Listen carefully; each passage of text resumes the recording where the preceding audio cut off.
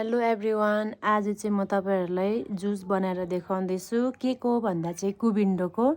यसले चाहिँ हामीलाई इम्युनिटी बढाउनुमा अनि वेट लुज गर्नुमा हामीलाई हेल्प गर्छ। अब यसलाई कसरी बनाउने भन्दा चाहिँ हेर्नुस्, यसको मजाले बोक्रा मजाले तासेर फ्याक्ने अनि मसिनो पिस गरेर चाहिँ हामीले ग्राइन्डमा लगाउने।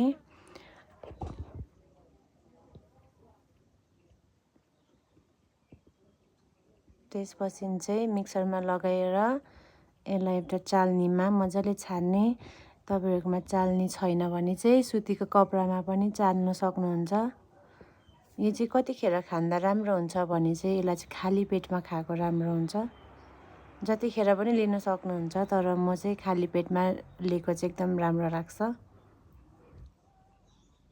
र म चाहिँ सधैँ बिहान बिहान खाने गर्छु। यसले चाहिँ भोक पनि कम लगाउँछ अनि इम्युनिटी पनि दिन्छ, साथै ग्लो पनि अनि वेट पनि लुज हुन्छ। यो चाहिँ हो मेरो मर्निङको हेल्दी जुस।